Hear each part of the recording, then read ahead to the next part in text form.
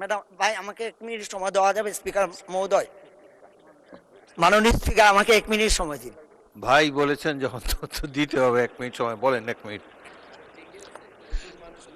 ভাইটাই বলবেন না। আমার পরবর্তী বক্তা মোহাম্মদ মুজিবুর রহমান চৌধুরী, মৌলভীবাজার 4। আপনার সময় 6 মিনিট। মাইক তো। বিসমিল্লাহির রহমানির রহিম।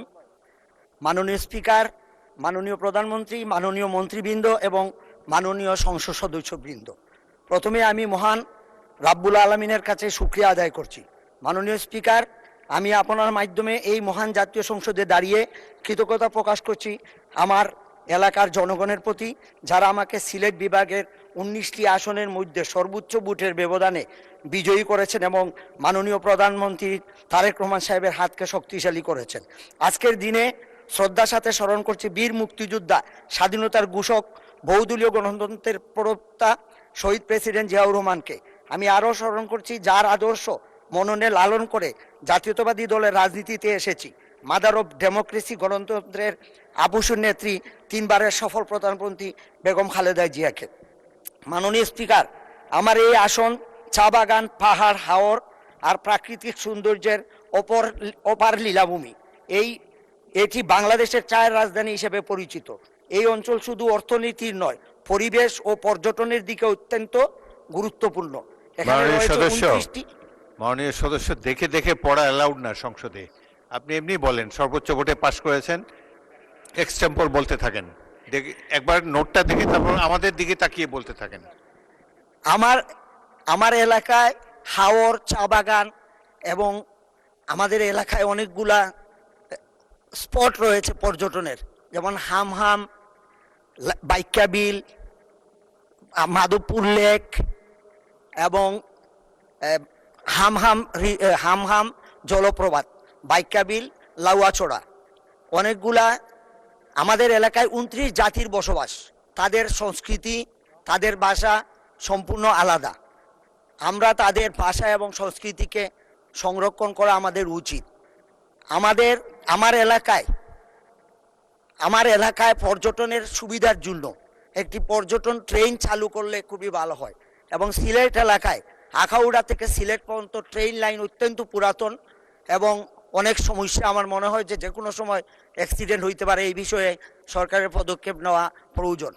আমার পর্যটন এলাকার জন্য আমি একটি মাস্টার প্ল্যান চাই, যাতে আমাদের এই এলাকায় যেহেতু বিভিন্ন জাতিগোষ্ঠী, মণিপুরি, খাসিয়া, ত্রিপুরা, অনেক ধরনের জাতির বসবাস, 29 জাতির বসবাস, তাদেরকে দেখার জন্য অনেকেই এটাকে বিদেশিদের অনেক আকৃষ্ট এই এলাকায়। তো সেই জন্য আমি এই এলাকায় পর্যটনের একটি মাস্টার প্ল্যান চাই। আমার এলাকায় শমশনগরে একটি যুদ্ধ বিধ্বস্ত বিমান ঘাঁটি আছে। আমরা এই বিমানকে পুনরায় চালু করার জন্য আমি পর্যটন মন্ত্রীর কাছে আকুল আহ্বান জানাই। সম্মানিত মাননীয় স্পিকার,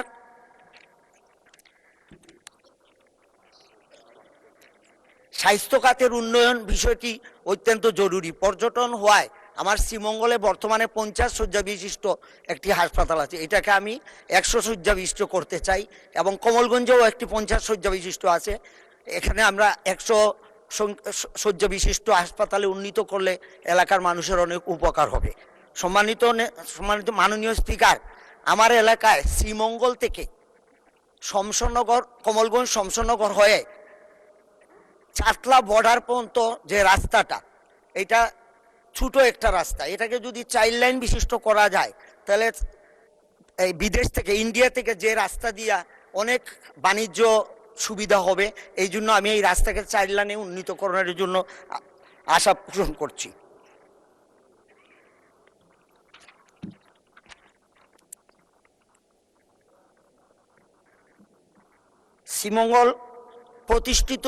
শ্রীমঙ্গলের একটি প্রতিষ্ঠিত দ্বিতীয় চা নিলাম কেন্দ্রটি পুনরায় চালু করার জন্য অনুরোধ করছি। কারণ ফেসিবাদের আমলে আমার এই এলাকায় চায়ের একটি নিলামের জায়গা ছিল, কিন্তু সেটাকে তারা খাটিয়ে চিটাগাঙে নিয়ে গেছে।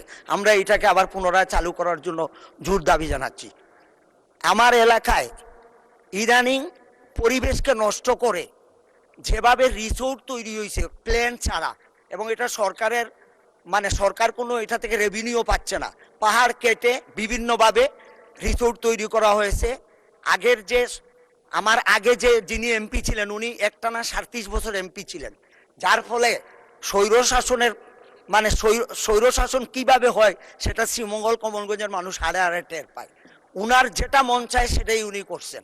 আমাদের এখানে এই প্রভাবশালী লোকরা সরকারের জায়গা দখল করে, রেলওয়ের জায়গা দখল করে তারা বিভিন্ন স্থাপনা তৈরি করেছেন, যেটা আমাদের জন্য অনেক অসুবিধা। আমি আশা করব আমাদের এই এলাকার যে যে বনাঞ্চল আছে, যে সরকারি জায়গাগুলো আছে, সেটাও মুক্তির জন্য আমি সংশ্লিষ্ট মন্ত্রীদের কাছে আন্তরিকভাবে দাবি জানাই।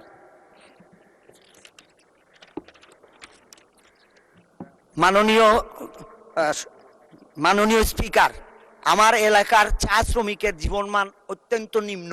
আপনি যে মজুরি তারা পায় এটা দিয়ে সংসার চলার কোনো অবস্থায় সম্ভব না।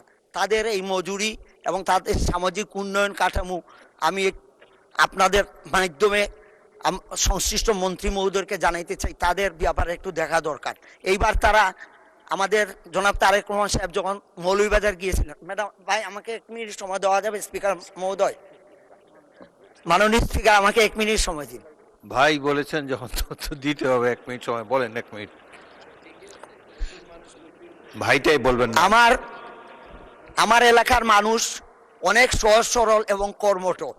জনাব তারেক রহমান সাহেব যখন আমাদের মৌলভীবাজারে গিয়ে বলেছিলেন, তখন তারা উনার কথা মননে লালন করে বিপুল ভোটের মাধ্যমে আমাদের মৌলভীবাজারের 4টা আসনকেই তারা পাশ করিয়েছে।